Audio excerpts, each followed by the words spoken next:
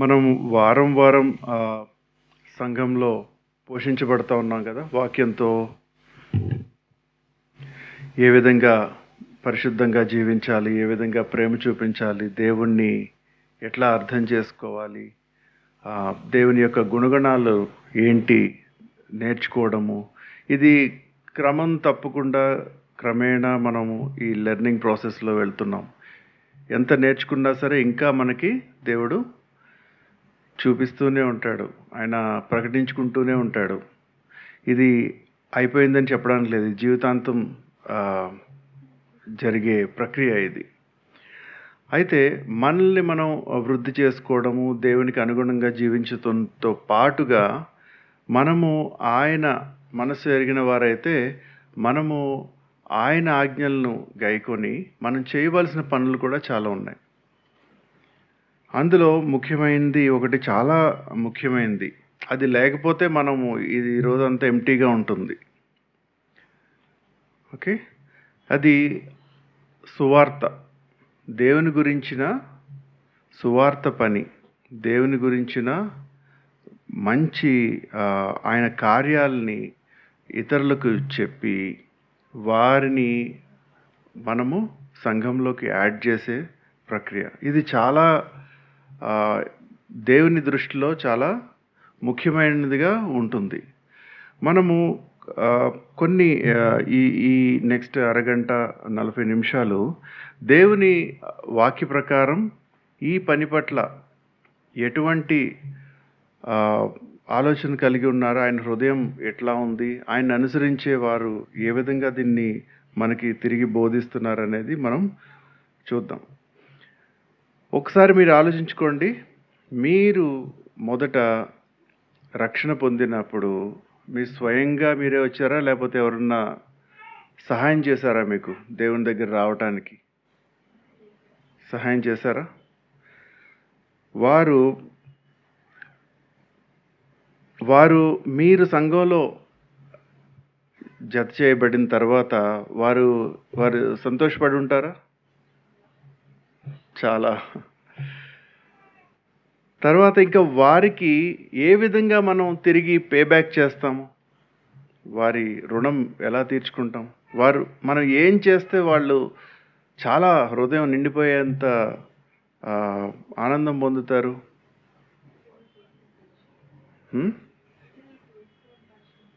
Exactly. మీరు కూడా అదే పనిలో ఎంగేజ్ అయ్యి, మనందరం కూడా అదే పనిలో ఎంగేజ్ అవుతూ ఉంటుంటే వారి ఆనందం వర్ణనాతీతం. ఓకే, ఇదంతా కూడా మనకి ఆయన బిడ్డలుగా ఆయన మనకి ఇచ్చే గొప్ప ఆధిక్యత. ఇంకెవరికన్నా తన సృష్టిలో ఎవరికన్నా ఈ సువార్త పంచుకునే ఆజ్ఞ కానీ ఆధిక్యత కానీ ప్రభు ఇచ్చున్నారా?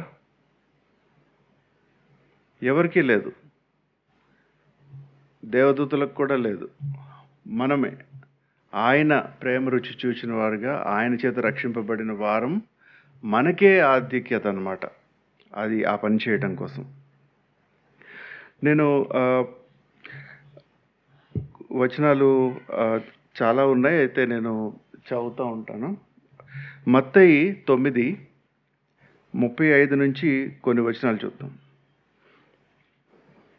యేసు వారి సమాజ మందిరములలో బోధించుచు, రాజ్య సువార్త ప్రకటించుచు, ప్రతి విధమైన రోగమును ప్రతి విధమైన వ్యాధిని స్వస్థపరచుచు సమస్త పట్టణముల యందును గ్రామముల యందును సంచారం చేశాను. ఆయన సమూహములను చూచి వారు కాపరి లేని గొర్రెల వలె వెసికి చెదరి ఉన్నందున వారి మీద కనికరపడి, కోత విస్తారమే గాని పనివారు కొద్దిగా ఉన్నారు, కనుక తన కోతకు పనివారిని పంపుమని కోత యజమానిని వేడుకొనుడని తన శిష్యులతో చెప్పాను. చాలా వరకు మనం కోత విస్తారమై పని వారు కొంతమంది ఉన్నారు అని అక్కడ ఎక్కువ ఫోకస్ చేసి వదిలేస్తాం. కానీ తన కోతకు పనివారిని పంపమని కోత యజమానుని వేడుకొనుడని తన శిష్యులతో చెప్పాను. ఇది చాలా ముఖ్యమైనది.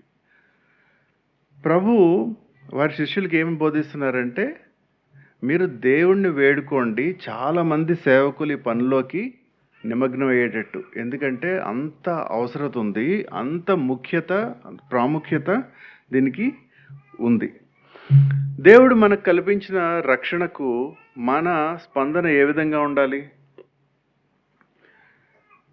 2 కొరింథీ 5వ అధ్యాయం 14 నుంచి కొన్ని వచనాలు చూద్దాం. దేవుని రక్షణ కేవలం మన పర్సనల్ బెనిఫిట్ కొరకు మాత్రమే కాదు. మనము రక్షింపబడుతున్నాం, మనం సెక్యూర్గా మన నిత్య జీవం అంతా కూడా దేవునితో ఉంటుంది, అయిపోయింది, మనం ఇంకేం పని చేయాలి అవసరం లేదు అనేది లేదనమాట. అది ఇంకా గొప్ప శ్రేష్టమైన పని కొరకు మనం ప్రతిస్పందన ఉండాలి. 14వ వచనం నుంచి చదువుతాను. క్రీస్తు ప్రేమ, పౌలు గారి మాటలు, క్రీస్తు ప్రేమ మమ్మను బలవంతము చేయుచున్నది.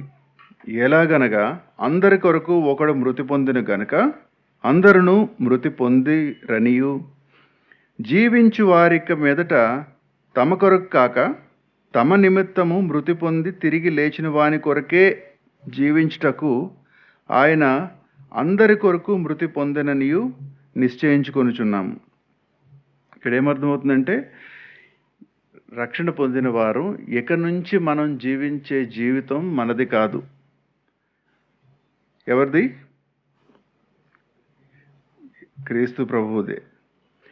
16వ వచనం. కావున ఇక మీదట మేము శరీరరీతిగా ఎవరినైనను ఎరుగము. మేము క్రీస్తుని శరీరరీతిగా ఎరిగియుండినను ఇక మీదట ఆయనను అలాగా ఎరుగము. ఇప్పటి వరకు అంతా కూడా మనుషుల్ని చూడడము, ప్రభువుని అర్థం చేసుకోవడము ఒక ఫ్రేమ్వర్క్లో జరిగింది. అయితే ఆయన మరణం తర్వాత ఆయన ఎందుకు మరణించాడు అంటే, అనేక ఆత్మలు రక్షించడం కొరకు. కాబట్టి మనం ఇక నుంచి మనం చూసే ప్రతి వ్యక్తి కూడా ఆయన ఆత్మ కనిపించాలి మనకి. శరీర సంబంధంగా చూడకుండా ఈయన ఆత్మ పరలోకంకి వెళ్తుందా లేకపోతే నిత్య నరకంలోకి వెళ్తుందా అనే ఫిల్టర్తో మనం, ఆ సెన్స్తో, అదే ఆత్మీయ దృష్టితో మనం చూడవలసి ఉంటుంది. 17. కాగా ఎవడైనా క్రీస్తు యందున్నడల వాడు నూతన సృష్టి, పాతవ గతించును, ఇదిగో కొత్తవాయను. కాబట్టి ఇక మీదట రక్షణ పొందిన తర్వాత జీవించే జీవితం అంతా కూడా ప్రభువు కొరకే. కాబట్టి మనము సంఘంలో జత చేయబడ్డాము.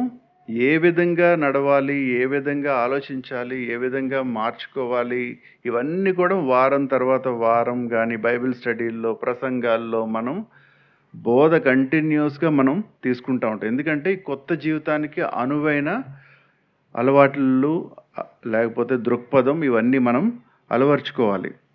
ఈ కొత్త ఫ్రేమ్వర్క్లో మనం చేయవలసిన పనులు కూడా ఉంది. ఏంటి? ఈ సువార్త పరిచర్య ముందు తీసుకువెళ్ళడం. అంతకుముందు, రక్షణకు ముందు ఎవరు చేయరు, ఆ పని చేయలేరు.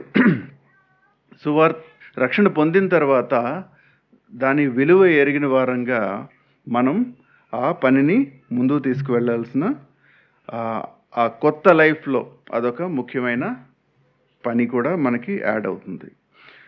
సమస్తము దేవుని వలననైనవి, ఆయన మనలను క్రీస్తు ద్వారా తనతో సమాధానపరచుకొని ఆ సమాధానపరచు పరిచర్యను మాకు అనుగ్రహించెను. ఇదంతా కూడా దేవుని వల్లే సాధ్యమైంది. ఆయన మనలను ఏం చేశాడు? క్రీస్తు ద్వారా తనతో సమాధానపరుచుకున్నాడు. దేవునితో సమాధాన పడాలి అంటే క్రీస్తు ద్వారానే. అలాంటి మనుషుల్ని దేవునికి సమాధానపరిచే పరిచర్యను మాకు అనుగ్రహించెను. అంటే ఇది దేవుడు మనకి అప్పగించిన పని అని చాలా స్పష్టంగా చెప్తున్నారు. ఆత్మల మీద భారం మనం రక్షణ పొందిన ఎప్పుడు మొదలవుతుంది? మన ఆత్మ రక్షింపబడిన వెంటనే ఆత్మ యొక్క విలువ మనకు తెలుస్తుంది. అవునా కదా? వెంటనే వెంటనే మరలా వేరే వాళ్ళకి చెప్పడం ఇట్లాంటి పని కూడా చాలా స్టార్ట్ అయిపోతుంది. మొన్న వీబీఎస్లో చూసుకుంటే లాస్ట్ 4th డేకి వచ్చేటప్పటికి మిషనరీస్ టాపిక్ వచ్చింది, ఫిషర్స్ ఆఫ్ మెన్ అని. ఇవన్నీ కూడా సైమల్టేనియస్గా జరగాలి, అంతేగాని నేను ఇవన్నీ దాని మీద ఒక పట్టు వచ్చిన తర్వాత నా నోరు విప్పి ఎవరికన్నా చెప్పడానికి ప్రయత్నిస్తాను, ఇట్లాంటిది లేదు. అందుకే మనం రక్షణ పొందడంతోనే చాలా కరెక్ట్ గైడెన్స్ ఏంటంటే వారి అనుభవాన్ని వేరే వాళ్ళకి పంచేలాగా చాలా క్లారిటీతో చాలా సంఘాలు కూడా పనిచేస్తున్నాయి. 19 అదేమనగా దేవుడు వారి అపరాధములను వారి మీద మోపక క్రీస్తునందు లోకముతో తనతో సమాధాన పరచుకొనుచు ఆ సమాధాన వాక్యమును మాకు అప్పగించెను. 20 కావున దేవుడు మా ద్వారా వేడుకొనినట్టు మేము క్రీస్తుకు రాయబారులమై దేవునితో సమాధాన పడుడి అని క్రీస్తు పక్షముగా మిమ్మల్ని బతిమాలుచున్నాము. క్రీస్తు ఆల్మోస్ట్ దేవుడు మనల్ని బ్రతిమాలుతున్నట్టు ఆయన బదులుగా ఆయన రాయబారులుగా, ఒక రాయబారు ఏం చేస్తాడు? తన పంపిన వాని యొక్క సందేశం అందజేస్తారు. క్రీస్తు వీళ్ళ రాయబారుల పని ఏంటండి? దేవునితో సమాధి పడుండి అని బ్రతిమిలాడుకోవటం, ఆజ్ఞ ఇచ్చి సూచన ఇచ్చి వదిలేయటం కాదు, కానీ వాళ్ళు మారే వరకు బతిమిలాడడం అనేది వీళ్ళకి రాయబారులకి ఎక్కడి నుంచి వచ్చింది? ఆ భారం కానీ, ఆ ఓపిక, ఆ సహనంతో ఉండమన్న ఈ గైడెన్స్ అంతా క్రీస్తు నుండి. ఎందుకంటే క్రీస్తు యొక్క ఆయన బలి వ్యర్థమైపోకూడదు, ప్రతి ఒక్కళ్ళు దాన్ని ఉపయోగించుకోవాలి.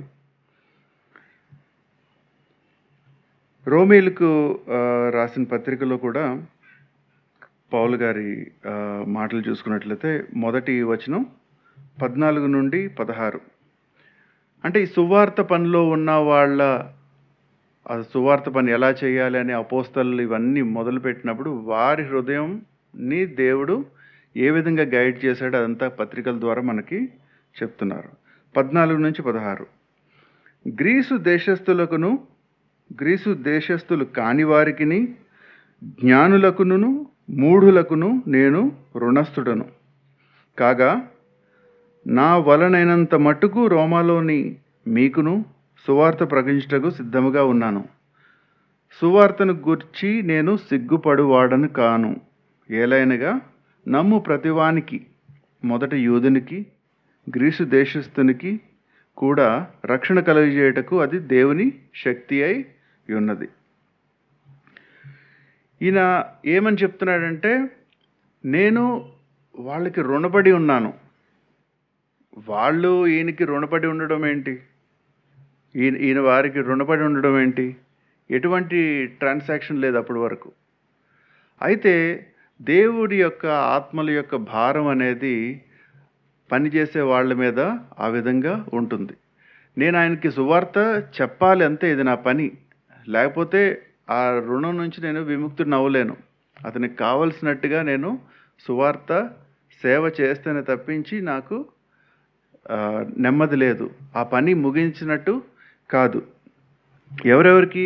అందరికీ, గ్రీసు దేశస్తులకి, కాని వారికి, ఇంకా జ్ఞానులతో ఎంగేజ్ అవ్వడం అందరికీ ఇష్టంగానే ఉంటుంది, ఇంట్రెస్టింగ్గా ఉంటుంది. కానీ మూఢులు కూడా ఉన్నారు, వాళ్ళకు కూడా చెప్పడం, వాళ్ళకు కూడా రుణపడి ఉండడం అనేది మనం ఇక్కడ అర్థం చేసుకోవాలి. మూఢులు ఏ విధంగా రిసీవ్ చేసుకుంటారు? మీరు చెప్పేది చాలా జ్ఞానవంతంగా, చాలా మర్యాదగా తీసుకుంటూ ఉంటారా? ఇన్వైట్ చేస్తారా మీరు చెప్పేవి? అజ్ఞానంతో నిండిపోయి అసలే పాప స్వభావంలో ఉండి వారు చాలా అసహ్యకరంగా కూడా, ఇంకా వైలెంట్గా కూడా మనం చూస్తూ ఉంటాం. ఇప్పుడు అప్పటి నుండి ఇప్పటి వరకు కూడా అదే ప్రతిస్పందన, మూఢుల దగ్గర నుండి, అన్యుల దగ్గర నుండి అంతా కూడా. పౌలుకి ఏమన్నా కష్టాలు వచ్చినాయా ఈయన చెప్పడం వల్ల? అబ్బో ఎన్ని కష్టాలు! యాక్ట్స్ అపోస్తల కార్యాలు 14లో చూసుకున్నట్లయితే ఆయన ఐకోనియా నుండి లిస్త్రాకు వచ్చినప్పుడు అక్కడ ఐకోనియా నుంచి కొంతమంది వీళ్ళని రెచ్చగొట్టడం వల్ల లోకల్స్ అందరూ కూడా జ్యూస్ ఆయన్ని కొట్టి చచ్చిపోయాడు అనుకుని ఊరు చివర వదిలేసి వెళ్ళిపోతారు. ఇంకా కొట్టడం అనవసరం, చచ్చిపోయాడని, మన శ్రమ అనవసరం అని. అలాంటి స్థితిలో ఏం చేశాడు? తెల్లారే డెర్బీకి వెళ్ళి అక్కడ పరిచర్య చేసి వచ్చి మళ్ళీ మర్నాడు వెనక్కి వచ్చి లిస్త్రకు వచ్చి మళ్ళీ అక్కడ బిలీవర్స్ అందరికీ కూడా వాళ్ళ క్షేమాన్ని అన్నీ చూసుకొని, మీరంతా బాగున్నారా, మిమ్మల్ని కూడా ఏమన్నా కొట్టారా, మీరేమి డిస్కరేజ్ అవ్వద్దు, ఈ విధంగా ఇట్లాగే ఉంటుంది అని తిరిగి రావటం అనేది మనం చూస్తూ ఉంటాం. అసలు ఈ రోజుల్లో మనం అట్లా ఊహించగలమా? అప్పటికి ఇప్పటికి ఏమన్నా మారిందా పరిస్థితి? ఇప్పుడేమన్నా డబ్బు పెరగడం వల్ల, ఎకానమీ బాగుండడం వల్ల, జ్ఞానం పెరగడం వల్ల, ఎడ్యుకేషన్ పెరగడం వల్ల పరిస్థితులు ఏమన్నా సులువుగా మారినాయా? ఇప్పుడు కూడా అట్లాగనే ఉన్నాయి. కాబట్టి పౌలుకి ఏమన్నా డిస్కరేజ్ అయిందా? నన్ను కొట్టారు కాబట్టి నేను కొద్దిగా అండర్ గ్రౌండ్లో వెళ్ళిపోతాను, నేను తర్వాత పరిస్థితి సర్దుమణిగాక నేను బయటకు వస్తాను, లేదు. ఎందుకంటే ఆ భారం ఆయనకి అలాంటి భారం ఉంది. సమయం వేస్ట్ కాకూడదు. వెంటనే వీలైనంత మందిని వాళ్ళు ఎక్కడ ఫెయిత్ వదిలేస్తారో, నిన్నే మాట్లాడాను అని వెంటనే రెండో రోజు నాడు మళ్ళీ వారి దగ్గరికి వెళ్ళటం చూస్తాం. ఇది సువార్త పనిలో ఉన్న వారికి దేవుడు ఇచ్చే గైడెన్స్. దాని ఇంపార్టెన్స్ దేవుని దృష్టిలో అంత ఉండబట్టి ఆయన మాట చొప్పున నడిచే ఆయన సేవకులు ఈ విధంగా వ్యవహరిస్తారు. మనం అవతల వాళ్ళకి రుణస్థులుగా మనం కన్సిడర్ చేసుకుంటామా? మీ ఆఫీస్లో కొలీగ్స్, అన్బిలీవింగ్ ఫ్యామిలీ మెంబర్స్ కావచ్చు, లేకపోతే ఆఫీస్లో కొలీగ్స్ కావచ్చు, లేకపోతే నైబర్స్ కావచ్చు, వాళ్ళకి నేను రుణపడి ఉన్నాను అన్న ఫీలింగ్ మనకేమన్నా ఉందా? లేదు. మనం వారికి ఏమన్నా చెప్పినా, ఒక ఇన్విటేషన్ ఇచ్చినా వాళ్ళకి ఏదో గొప్ప ఫేవర్ చేసినట్లు ఫీల్ అవుతాం. వాళ్ళకి ఏదైనా ట్రాక్ ఇచ్చినా, లేకపోతే ఏ చిన్న చేసినా సరే వారికి ఏదో పెద్ద ఉపకారం చేసి వాళ్ళకి ఫేవర్ చేశామని చాలా తృప్తి పొందుతాం. అయితే మనల్ని మనం కరెక్ట్ చేసుకోవాలి. పౌలు గారి మాటల నుంచి మూఢులైనా సరే, ఎవరైనా సరే మనం వాళ్ళకి రుణపడి ఉన్నాం. అది వారికి ప్రేమతో వారికి సువార్త పరిచర్య చేస్తేనే కానీ అందులోంచి మీరు బయటికి రాలేరు. ఇంకా ప్రభు మాటలు కూడా మనం చూసినట్లయితే మత్తయి 28:18-20 వచనాలు అందరికీ తెలిసిన వచనాలే. గ్రేట్ కమిషన్ 18 నుంచి చదువుదాం. అయితే యేసు వారి యొద్దకు వచ్చి, పరలోకమందును భూమి మీదను నాకు సర్వాధికారము ఇయ్యబడి ఉన్నది. కాబట్టి మీరు వెళ్ళి సమస్త జనులను శిష్యులుగా చేయుడి. తండ్రి యొక్కయు, కుమారుని యొక్కయు, పరిశుద్ధాత్మ యొక్కయు నామములోనికి వారికి బాప్తిస్మిచ్చుచు, నేను మీకు ఏ సంగతులు ఆజ్ఞాపించితునో వాటన్నిటినీ గైకొనవలెనని వారికి బోధించుడి. ఇదిగో నేను యుగ సమాప్తి వరకు సదాకాలము మీతో కూడా ఉన్నానని చెప్పాను. ఇక్కడ మనం చూసుకున్నట్లయితే 11 మందికి చెప్పారు. కేవలం వారికే వర్తిస్తుందా అంటే 20లో మీకు ఏ సంగతులు ఆజ్ఞాపించానో వాటన్నిటినీ గైకొనాలని వారికి బోధించండి. మీరు ఎవరినైతే శిష్యులు చేస్తున్నారో వాళ్ళకి నేను ఇచ్చిన ఆజ్ఞలు మీరు వాళ్ళకి పాస్ ఆన్ చేయండి. మీ పక్క వాళ్ళకి పాస్ ఆన్ చేయండి, మీ నెక్స్ట్ జనరేషన్స్కి పాస్ ఆన్ చేయండి. ఈ పని ఆగటానికి లేదు. కానీ మీకు ఈ 11 మందికి స్పష్టమైన ఆదేశాలు ఇవి. ఆ ఆదేశాలు చొప్పున ఇప్పటికీ కూడా మనకి సువార్త వస్తుంది అంటే దానివల్లే.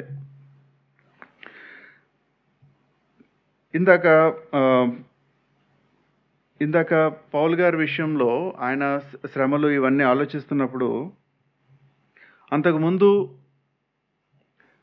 ప్రభు కూడా చాలామందిని పంపుతారు కదా.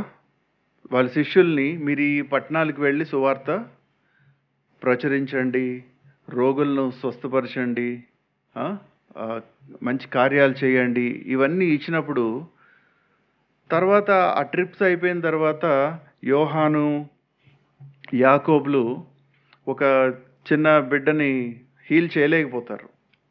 అప్పుడు వాళ్ళందరూ కూడా ఎందుకు హీల్ చేయట్లేదు, మీరు అంతకుముందు చేశారు కదా, ఎందుకు చేయట్లేదంటే శిష్యులకి ఏమొచ్చింది? కోపం వచ్చింది.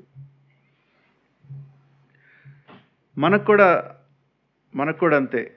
మనము ఎవరినన్నా మనం అవతల వాళ్ళ రెస్పెక్ట్ ఇవ్వకపోయినా, మనం అనుకున్న లెవెల్ ప్రకారం వాళ్ళు చూడకపోయినా సరే, మనల్ని అవమానించినప్పుడు వారి మీద విపరీతమైన కోపం వస్తుంది. పౌలుతో పోల్చుకుంటే చావగొట్టి వదిలేసినా సరే మళ్ళీ ఆ పట్టణం మీద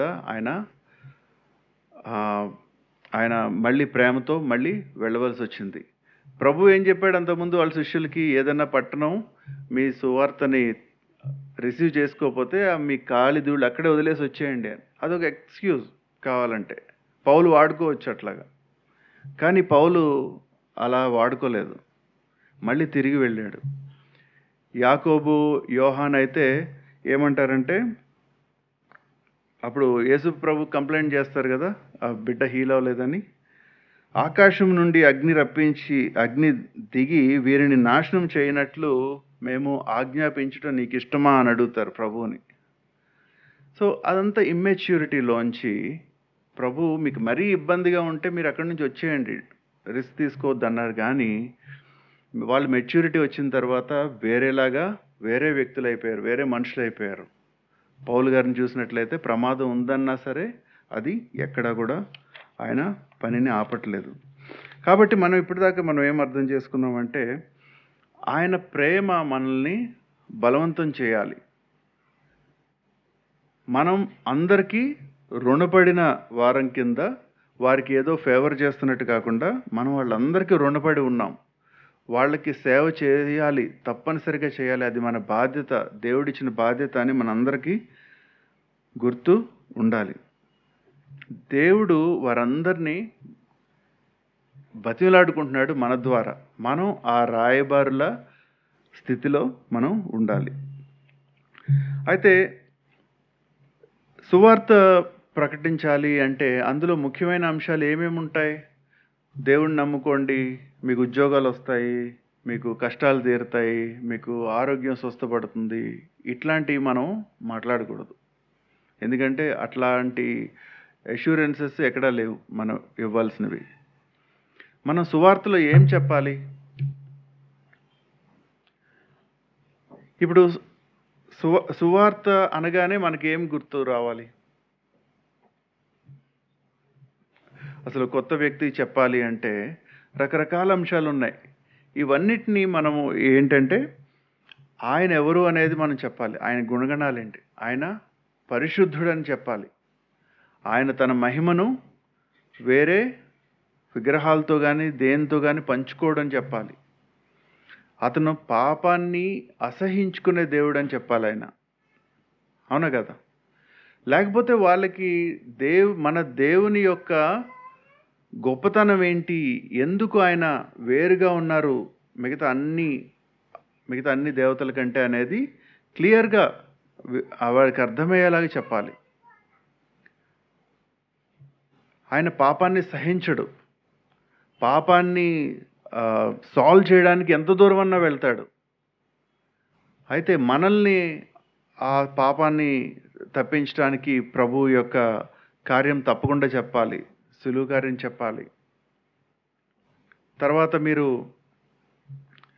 రక్షణ పొందడానికి మీరు చెప్పులు తీసేసి నడవటాలు, కొండలు ఎక్కడాలు ఇట్లాంటివి ఏం అవసరం లేదు, మీ ధనం ఏమీ అవసరం లేదు. ఇదంతా కూడా మీకు ఉచితంగా వచ్చింది. దేవుని కృప గురించి చెప్పాలి. తర్వాత ఏ విధంగా దేవుణ్ణి అంగీకరించాలి, ఏ విధంగా కన్ఫెస్ చేయాలో ఇవన్నీ చెప్పాలి. ఇవన్నీ ఒక సంపూర్తిగా మనం వారికి చెప్పగలగాలి. ఒకసారి కానీ పలుమార్లు మాట్లాడే అవకాశం ఉంటే కూడా దేవుడు ఇచ్చిన జ్ఞానాన్ని బట్టి ప్రతి ఒక్క వ్యక్తి యొక్క స్టోరీ డిఫరెంట్ ఉంటుంది. ఇప్పుడు మీరు రక్షణలోకి వచ్చినప్పుడు అప్పుడు మీ ఫిలాసఫీ ఎట్లా ఉండేది? మీ ఆలోచనలు ఎట్లా ఉండేవి? మీ అలవాట్లు ఎట్లా ఉండేవి? ఒక్కొక్క వ్యక్తికి ఒక్కొక్క సిట్యుయేషన్‌లో ఉంటారు. ఒక గాస్పెల్ చెప్పే పెద్ద ప్రీచరు వారి అందరి హృదయాలకి కావాల్సిన సందేశం ఇవ్వగలరా? ఇవ్వలేరు. అందుకే దేవుడు అంటున్నాడు, మీరందరూ వ్యక్తిగతంగా బయలుదేరండి. మీ చుట్టూ ఉన్న సర్కిల్‌లో వాళ్ళని మీరు బాగా తెలుసుకుంటారు. వాళ్ళతో మీకు ఆల్రెడీ పరిచయం ఉంది. వారికి ఎటువంటి సమస్యలున్నాయి, వారికి ఎటువంటి ఇబ్బందులున్నాయి, వాళ్ళ ఆలోచనలు ఏ విధంగా ఉన్నారు. దానికి అనువైన మాటలు మీరు ఇవ్వాలి. కాబట్టి ఇవన్నీ కూడా సువార్తలో ఉండాలి. సువార్త జరగాలి అంటే మనం ఒక చోట నుంచి ఇంకో చోటకి వెళ్ళాలి కదా! మనం కదలకుండా పనులు అవ్వవు. రోమీయులకు రాసిన పత్రిక 13-15లో ప్రభువు నామం బట్టి ప్రార్థన చేయువాడెవడో వాడు రక్షింపబడును. వారు విశ్వసింపని వానికి ఎట్లు ప్రార్థన చేయుదురు? వినిన వాని ఎట్లు విశ్వసించుదురు? ప్రకటించువాడు లేకుండా వారెట్లు విందురు? ప్రకటించువారు పంపబడని ఎడల ఎట్లు ప్రకటిస్తారు? ఓకే. కాబట్టి ఎవరికన్నా వారి చెవిలో సువార్త పడాలి అంటే, వారు విశ్వాసం చూపించాలంటే విన్నది వినడానికి కావాల్సిన మాటలు చెప్పేవాళ్ళు ఉండాలి. ఆ చెప్పేవాళ్ళు పంపబడి ఉండాలి. ఈ పంపబడటము, ఎన్నుకోవడము, సువార్థికులుగా అధికారికంగా గుర్తింపబడము ఇవన్నీ నేను మాట్లాడట్లేదు. అది చర్చ్ లెవెల్‌లో పెద్ద అథారిటీ లెవెల్‌లో కొంతమందికి ఉన్న ఆత్మీయ వరాలు బట్టి వారిని సువార్థికులుగా అట్లా చేస్తారేమో కానీ, నేను మాట్లాడేది చాలా ప్లెయిన్ అండ్ సింపుల్. చాలా చిన్న మన స్థాయిలో మనం ఎటువంటి కమాండ్స్‌మెంట్స్ ఉన్నాయి మనం ఆచరించవలసినవి, దానికి ఏ విధంగా విధేయత చూపించాలనేది. కాబట్టి మనం వెళ్ళాలి. మనం వెళ్ళకపోతే మన వార్త కూడా వారికి వెళ్ళదు. 9:3లో రోమీయులకు రాసిన పరిశుద్ధాత్మయందు నా మనస్సాక్షి నాతో కూడా సాక్ష్యమిచ్చుచున్నది. సాధ్యమైన ఎడల దేహ సంబంధులైన నా సహోదరుల కొరకు నేను క్రీస్తు నుండి వేరై శాపగ్రస్తుడనై ఉండగోరుదును. ఈ వెళ్ళే వారికి ఉండవలసిన దృక్పథం ఏంటంటే, నేను వెళ్ళి చెప్పకపోతే వారు నిత్య నాశనంలోకి వెళ్తూ ఉంటారు. కాబట్టి నేను తప్పకుండా వెళ్ళాలి. ప్లస్ ఇది ఒక భారమైన బలవంత పనిలాగా పౌలు చూడట్లేదు. ఈ వచనంలో చూసుకున్నట్లయితే, సాధ్యమైన ఎడల దేవుని దృష్టిలో నేను రక్షణ కోల్పోయి నా సహోదరులందరికీ నాకు వచ్చిన రక్షణ వాళ్ళకి వస్తుందనుకుంటే నేను రెడీగా ఉన్నాను. అంటే దేవునితో ఉండాలని లేదు అట్లా కాదు, కానీ దాని యొక్క ఇంపార్టెన్స్ పౌలు గారు చెప్తున్నది ఏంటంటే, నా సహోదరులందరూ రక్షణ పొందడానికి నేను ఒక్కడిని శాపానికి గురైనా సరే, అది సాధ్యమైనా సరే, నేను ఆ స్వాపింగ్ చేయడానికి తయారు అయి ఉన్నాను అని ఒకసారి ఆలోచించండి. సో ఆయన ఇదొక భారం కింద, ఇదొక బలవంత పని కింద చేయట్లేదు. ఆయన సహోదరుల పట్ల ప్రేమ ఆయన్ని ఇట్లా మాట్లాడేలాగా చేస్తుంది. కాబట్టి మీరు రక్షణ పొందిన సమయాన్ని మీరు జ్ఞాపకం చేసుకున్నట్లయితే, మీరు దేవునికి పాజిటివ్గా కమిట్మెంట్ ఇచ్చే తరుణంలో ఆ పరిస్థితులన్నీ కూడా ఇట్లా లీడ్ చేస్తున్నారంటే వెనకాల దేవుడు ఇంత పని చేపించాడు. ఒకళ్ళకి భారం ఇచ్చాడు. ఆ భారం ఉన్నవాళ్ళు వాళ్ళ శ్రమ అనుకోకుండా, వాళ్ళ సమయం అనుకోకుండా, శక్తి అనుకోకుండా నీ కొరకు ప్రార్థన చేసి నీ వెంటపడి ఒక్క గంటలో మనం మారం కదా. నా స్టోరీ చూసుకుంటే ఎన్ని వారాలు గడిచిందో ఒక ఆయనకి. ఎంత టైం ఇచ్చాడు. అర్ధరాత్రులు 2:30 వరకు కూడా మేము కాలేజ్ గ్రౌండ్లో కూర్చుని మాట్లాడుతూ, అలా ఎవరన్నా స్పెండ్ చేయాలి అని దేవుడు కోరుతున్నాడు. లేకపోతే అంత ఈజీగా ఎవరు కూడా అంత సులువుగా తీసుకోలేరు. పాపం అంత అపోజ్ చేస్తూ ఉంటుంది. కాబట్టి ఒక జెన్యూన్ లవ్ ఒకటి ఉండాలి. లవ్ లేకుండా సువార్త చేయడం కష్టం. ఏదో చెప్పాలి కదా, బలవంత పని అసలు దేవునికి అసహ్యకరం. కాబట్టి ఇన్ని అమర్ని అన్నమాట దేవుని ఆలోచనలో మనం ఆ డెసిషన్ తీసుకోవడానికి అనేక మంది ప్రార్థన, చాలామంది వ్యక్తిగత సమయం నీ మీద స్పెండ్ చేశారు. ఓకే, సో దేవునికి వందనాలు వాళ్ళందరినీ బట్టి మన జీవితాల్లో కదా. ఎంత చెప్పుకున్నా సరే సరిపోదు. తర్వాత ఇవాంజలిజం అంటే ఇంగ్లీష్లో ఈజీగా అర్థమవుతుంది, కానీ తెలుగులో దాన్ని అర్థం చేసుకోవాలని వచ్చినప్పుడు చాలా పదాలు సరిగ్గా సరిపోలేదు. పరిచర్య అంటే మళ్ళీ సంఘ స్థాయిలో చేసే పనిలాగా కనిపిస్తుంది, లేదా ఇంకా పెద్ద స్థాయిలో చేసేదిలా కనిపిస్తుంది, కానీ వ్యక్తిగత సువార్త సేవ అని అనుకుందాం మనం. సువార్తను పంచడం అంటే ఏంటి? మంచి గాస్పెల్, గుడ్ న్యూస్ని, మనకి రక్షణ ఉంది, ఉచితంగా ఉంది, ఆల్రెడీ ఏర్పాటు చేయబడింది, మనము ఈ బందీగా ఉండవసరం లేదు పాపానికి, ఇందులోంచి విడుదల ఉంది, మన నిత్యత్వానికి అష్యూరెన్స్ ఉంది అనేది చెప్పడం.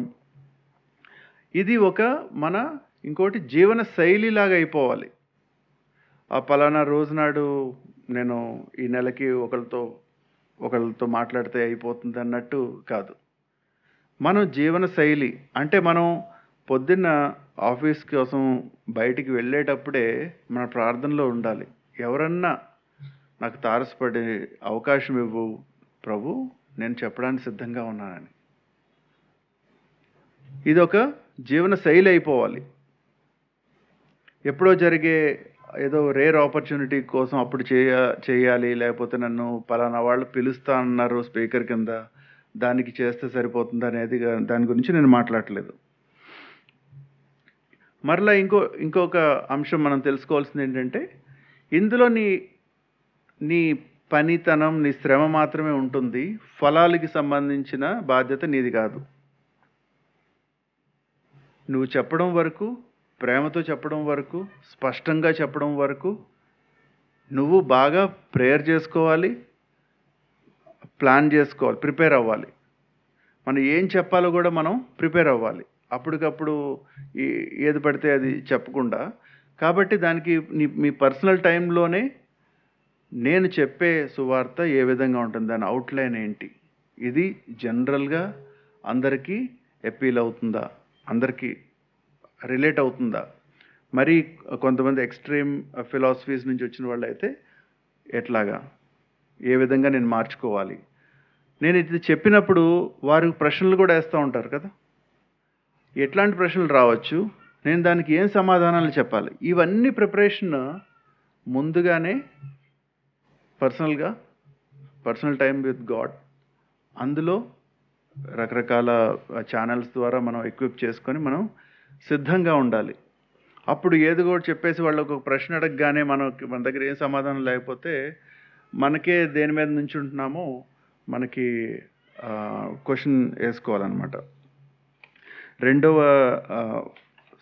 పీటర్లో అనుకుంటా 3:15,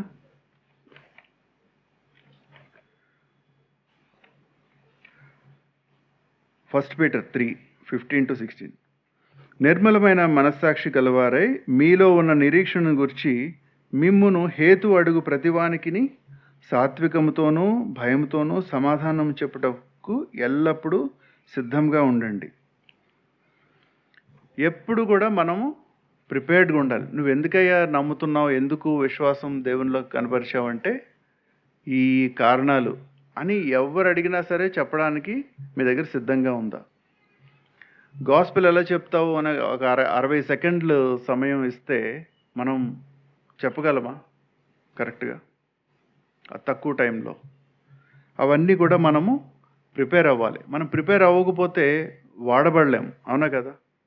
యుద్ధం వచ్చినా రాకపోయినా ఆర్మీ వాళ్ళు పొద్దున్నే 4 గంటలకు లేచి వాళ్ళు చేసే రెగ్యులర్ రొటీన్ ఉంటుంది కదా, అవి వచ్చినప్పుడు చూద్దాంలే అనే యాటిట్యూడ్ ఉండదు.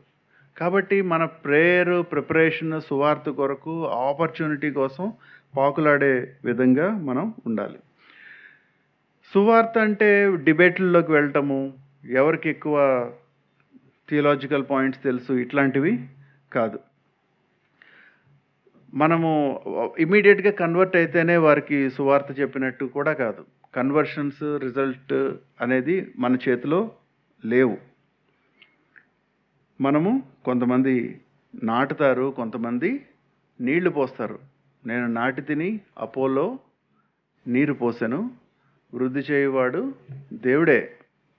సో రిజల్ట్స్, మీ పని యొక్క రిజల్ట్స్ దేవుని చేతిలోనే ఉంటుంది, దేవుని ఆధీనంలో ఉంటుంది. తర్వాత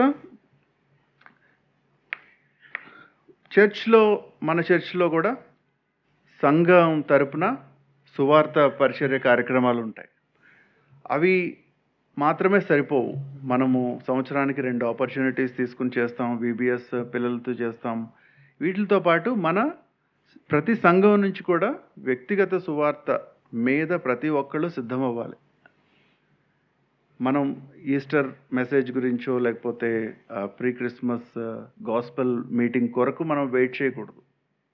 అవి కూడా జరుగుతూ ఉంటాయి.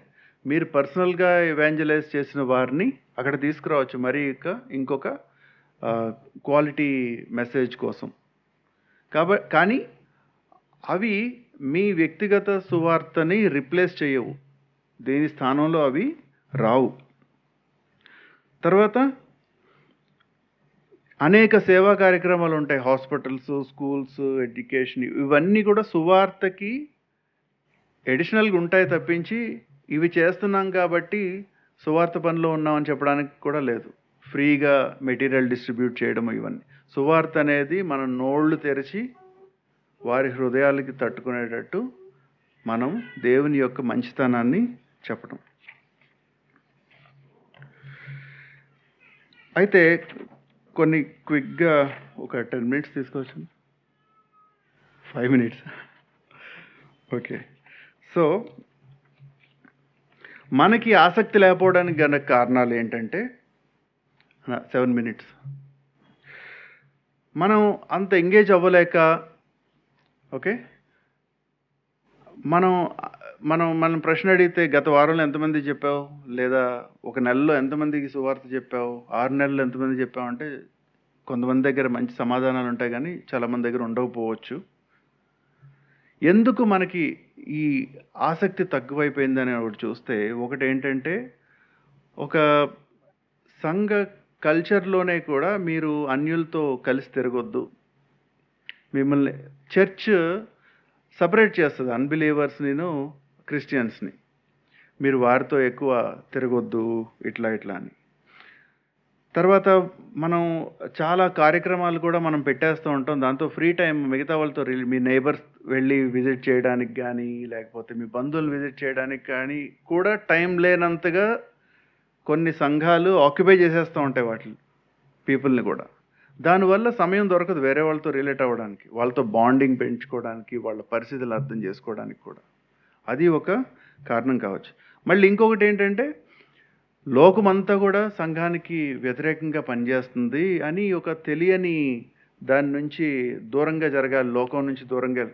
ఎందుకంటే మనకి ఆల్రెడీ ఇక్కడ మంచి సంబంధాలు, ఫ్రెండ్స్ గ్రూప్స్, సెల్ గ్రూప్స్గా మీట్ అవుతున్నాం, ఫెలోషిప్ పేరులో మనం మధ్యలోనే మంచి బంధాలు ఏర్పడుతున్నాయి. సో ఈ చాలా స్వీట్గా మనల్ని అర్థం చేసుకున్న వాళ్ళు, సేమ్ వేవ్ లెంగ్త్ వాళ్ళతో రిలేట్ అవ్వడానికి మనం ఎక్కువ సుముఖత చూపిస్తూ ఉంటాం. దానివల్ల కూడా మనం వేరే వాళ్ళ విషయంలోకి వెళ్ళి వాళ్ళు ఎటువంటి సమస్యలతో ఉన్నారు, వాళ్ళకి దేవుని సహాయం కావాలి, నేను టైం ఇవ్వాలి అనేది కూడా ఉండకపోవచ్చు.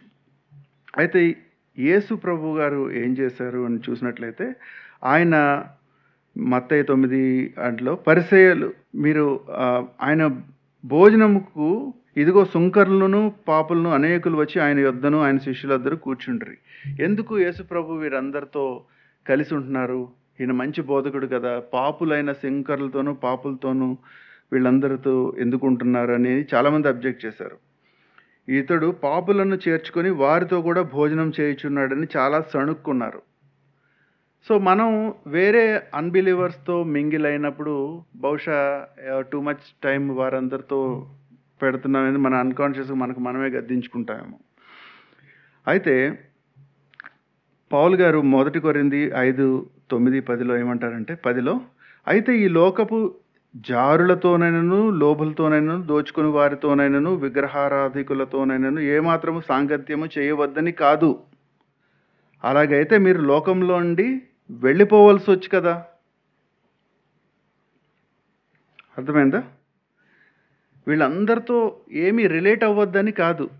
అలాంటప్పుడు మీరంతా సపరేట్గా ఉంటే మీరంతా మీకు వేరే పని లేదు భూమి మీద. మీరు లోకానికి ఉప్పై ఉన్నారు. ఆ ఉప్పు అంతా సపరేట్ అయిపోతే, లోకంలో కలవకపోతే లోకానికి ఉప్పు వల్ల ఏం ప్రయోజనం?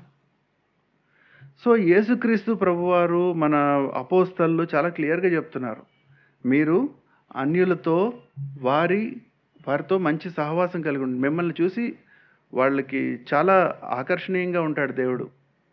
అలాంటి ఆపర్చునిటీస్ అలాగే వస్తూ ఉంటాయి. అయితే మనం కొన్ని వచనాలు, మీరు అవిశ్వాసులతో జోడుగా ఉండకడి, 2 కొరింథీ 6:14 చాలా వరకు మనం ఇవి కూడా మనం చూస్తూ ఉంటాం. నీతికి దుర్నీతితో ఏమి సాంగత్యము, వెలుగునకు చీకటితో ఏం పొత్తు, క్రీస్తునకు బెలియాలతో ఏం సంబంధం, అవిశ్వాసతో విశ్వాసికి పోలిక ఎక్కడిది. సో ఇట్లాంటివి మన కాంటెక్స్ట్ అర్థం చేసుకోవాలి. ఏమని చెప్తున్నారంటే ఒక పర్మనెంట్ రిలేషన్షిప్స్లోకి వెళ్ళొద్దు. మీరు ఎవరన్నా బిజినెస్ స్టార్ట్ చేయాలంటే అవిశ్వాసులతో వాళ్ళ స్టాండర్డ్స్ని మీరు కాంప్రమైజ్ అవ్వాల్సి వస్తుంది. మీ స్టాండర్డ్స్ని పెళ్ళిళ్ళ విషయంలో కూడా అవిశ్వాసులతో మీరు కలవద్దు. పర్మనెంట్ జర్నీస్ ఏవైతే ఉన్నాయో అవన్నిటితో మీరు కలవద్దు. ఇంకా కీర్తన 1-2 వచనాలు కూడా, 1 కీర్తన, దుష్టుల ఆలోచన చొప్పున నడవక, ఇవన్నీ మనం చదివాం కదా. అక్కడ మనం గమనించాల్సింది ఏంటంటే వారి ఆలోచన చొప్పున నడవద్దు అన్నాడు. మీ ఆలోచన చొప్పున వారిని ఇన్ఫ్లుయెన్స్ చేయొచ్చు. అర్థమవుతుందా? ఇక్కడ ఈ క్లారిటీ మనం తీసుకోవాలి. మనం అన్యులతో ఎట్లా ఉండాలి, మనం వారిని ప్రభావితం చేసే వారిలాగా ఉండాలా లేకపోతే ప్రభావితం అయిపోయే వారిలా ఉండాలనేది. కాబట్టి మనం ఒకవేళ మనకి మరీ ఎక్స్ట్రీమ్ వ్యూస్ని వారితో తిరగకూడదు ఇట్లా అనుకుంటే, మీరు ప్రభావితం అయిపోతారు అనుకుంటే మీరు వెళ్ళొద్దు. లేదు నేను ప్రభావితం చేయగలను అనుకుంటే తప్పనిసరిగా మీరు ఎక్కువ క్వాలిటీ సమయం వారితో వెచ్చించాలి. లేకపోతే వారికి ఇంకా వేరే అవకాశం లేదు, నిరీక్షణ లేదు. ప్రతి ఒక్కళ్ళు మనం చేతులు ముడుచుకుని నోర్లు మూసుకుని కూర్చుంటే వారికి సువార్త చెప్పేవాళ్ళు ఉండరు. ఇది మళ్ళీ ఇంకొకటి ఏంటంటే ఆత్మవరం అనుకుని చాలామంది దూరం అయిపోతారు. నాకు సువార్త చెప్పడం రాదు, ఇది వేరే వాళ్ళ దగ్గర తీసుకువెళ్ళాలి, నాకు ఎక్స్పీరియన్స్ లేదు, అటువైపు నాకు గిఫ్ట్ లేదు అనుకొని ఇంకా వాళ్ళు నోర్లు తెరవరు ఇంకా. బట్ దేవుని మాట ఏం చెప్తుందంటే ప్రతి ఒక్కళ్ళు సువార్త చెప్పాలి. ఓకే, ఆత్మవరం అనేది మేబీ హై లెవెల్లో చర్చ్ అపాయింట్ చేసేటప్పుడు, ఎవాంజలిస్టులని చర్చ్ అపాయింట్ చేసినా సరే ఆ సభ్యులందరికీ ఎవాంజలిజం మీద ట్రైనింగ్ ఇవ్వడం కోసము, ప్లస్ బయట వాళ్ళకి ఎవాంజలైజ్ చేయడం కోసము ఆ పదవులు. అంతేగాని మీ అందరి బదులు ఒక ఎవాంజలిస్ట్ మేము ఎన్నుకుంటున్నాం, మీరెవరు చెప్పక్కర్లేదు అనేది ఉండదు. ఓకే, కాబట్టి వ్యక్తులు చేసే పని వ్యక్తులకి ఉంది. తర్వాత ఇంకొకటి, క్రీస్తుని వెంబడించడం ఎంత మూల్యం చెల్లించాలనేది మనకి అవగాహన లేకపోవడం. ఓకే, మనం అనేక పర్యాయాలు చూస్తూ ఉంటాం, నువ్వు నన్ను వెంబడిస్తున్నావు అంటే నువ్వు అనేకులకి శత్రువుగా తయారవుతావు. ఇంట్లోనే విభేదాలు వస్తాయి, ఇంట్లోనే నిన్ను వేరు చేస్తారు, ఐసోలేట్ చేస్తారు. ఓకే, ఒక మనుషునికి తన తండ్రికిని కుమార్తెనుకును, ఆమె తల్లికిని కోడలికిని అత్తకును విరోధము పెట్టవచ్చుతని. కాబట్టి మనము ఇది ఒకటి కేర్ఫుల్గా చూడాల్సిన అంశం ఏంటంటే అంత సవ్యంగా ఉండదు. పౌలుకి ఎన్నో శ్రమలు వచ్చినాయి, అందరికి అపోస్తలులకి సమస్యలు, సువార్త చేసేవాళ్ళు ప్రతి ఒక్కళ్ళకి సమస్యలు వస్తున్నాయి, ఇంట్లోనే సమస్యలు వస్తున్నాయి. అంటే ఏంటంటే సువార్త చాలామందికి అఫెన్సివ్గా ఉంటుంది, భయంలో తీసుకువెళ్ళి వాళ్ళని నర్వస్గా తీసుకెళ్ళి. కాబట్టి రిలేషన్షిప్స్ కూడా పోతాయని కూడా మీకు ముందుగా తెలిసి ఉండాలి. నా ఫ్రెండ్ని లేదా గాస్పెల్ మీటింగ్కి తీసుకెళ్తాను, మనం వాళ్ళని ప్రిపేర్ కూడా సరిగ్గా చేయం. అక్కడ మంచి ఫుడ్ ఉంటుంది, మ్యూజిక్ ఉంటుంది, ఇట్లా తీసుకొస్తాం. ఇక్కడే మనం సీరియస్గా చెప్తే వాళ్ళకి చాలా అఫెండ్ అయిపోతారు, వాళ్ళిద్దరి మధ్య రిలేషన్షిప్ అవుతుంది. కొంతమంది ఏమనుకుంటారంటే ఇంత స్ట్రైట్ ఫార్వర్డ్గా చెప్పకూడదు, అది సువార్త అవ్వదు, ఏదో క్లబ్ యాక్టివిటీ అవుతుంది. ఓకే, సో సువార్త అఫెండ్ చేయాలి, చేస్తుంది. సో దాని మీద మీరు మెత్తటి వైఖరి పెట్టుకుంటే మీరు ఏమి సాధించినట్టు కాదు. ఆ పిలిచిన వాళ్ళకి ఉపయోగం లేదు, మీరు అలాంటి సువార్త అందరికీ చెప్పి కూడా ఉపయోగం లేదు. ఓకే,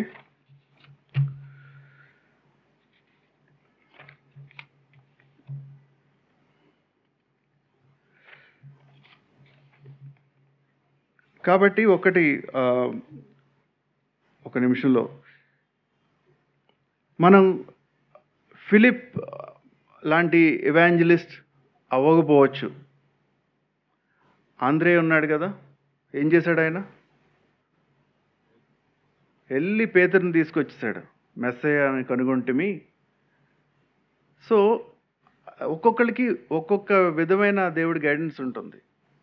దేవుడి దగ్గరికి యాడ్ చేయడంలో ఆంధ్రే ఏం చేశాడు? తీసుకొచ్చాడు. 5,000 మందికి భోజనం పెట్టడానికి అందరూ రిసోర్సెస్ లేక అందరూ కొట్టుమిట్టాడుతుంటే చిన్న బాబు దగ్గర కొన్ని ఉన్నాయి, రొట్టెలు చేపలు అని అతని ముందు పెట్టాడు. అలా పీపుల్ కనెక్షన్, ఒక వాళ్ళ ఫ్యామిలీ మెంబరు, ఒక ర్యాండమ్ చిన్న బాయ్తో కూడా ఆంధ్రే కనెక్ట్ అయ్యి దేవుడి దగ్గర తీసుకొస్తున్నాడు. సమరయ స్త్రీ చూడండి, అదే ఎపిసోడ్లో ఆమె ఎవాంజలిస్ట్గా తయారైపోయింది. మీరు వచ్చి నేను చేసినవన్నీ నాతో చెప్పిన మనుషుని చూడి, ఈయన క్రీస్తు కాడా అని ఆ ఊరి వారితో చెప్పగా వారు ఊరిలో నుండి బయలుదేరి ఆయన యొద్దకు వచ్చి చుండిరి.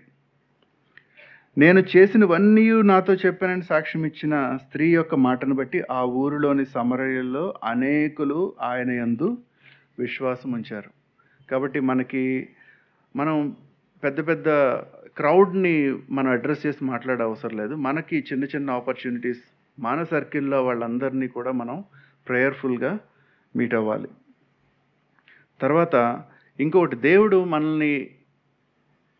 మనల్ని దేనికన్నా ఎన్నుకోవాలంటే ఏ విధంగా చూస్తాడంటే, ఆయనకి నశించిపోయే ఆత్మలంటే చాలా విలువైనవి. అలాంటి వారికి గాస్పెల్ షేర్ చేయడానికి మన లైఫ్ మంచిగుంటే వాడుకుంటాడా, మంచిగా లేకపోయినా సరే వాడుకుంటాడా? మన ఇంటికి ఎవరన్నా ముఖ్యమైన గెస్ట్ వస్తే చాలా ప్రెషియస్ క్రాకరీతో టీ సర్వ్ చేస్తాము, అంతేగాని పగుళ్ళు ఇచ్చిన కప్పుతో మనం ఇవ్వం కదా. ఒక వ్యక్తిని మార్చాలి అంటే దేవుడు ఒక శ్రేష్టమైన బిలీవర్ని వాడుకుంటాడు. కాబట్టి మనం ప్రిపేర్ అవుతున్నాం, మనకి ఆ పౌల్లాగా ఆ భారం ఉందా, నశించిపోతున్న వాళ్ళని చూసి మనం భారం వహిస్తున్నాం అనేది మనం ఇవన్నీ సమయం లేదు కాబట్టి మెయిన్ పాయింట్స్ అన్నీ కవర్ చేసాం. కాబట్టి ఈ దృష్టితో మనల్ని చూసుకున్నట్లయితే మనం ప్రిపేర్డ్ అయి ఉండాలి, విల్లింగ్ అయి ఉండాలి, బర్డెన్ ఉండాలి, జెన్యూన్ లవ్ కలిగి ఉండాలి. ఇవి లేకుండా సువార్త జరగదు. దేవుడు ఈ వాక్యాన్ని దీవించుగాక. Thank you.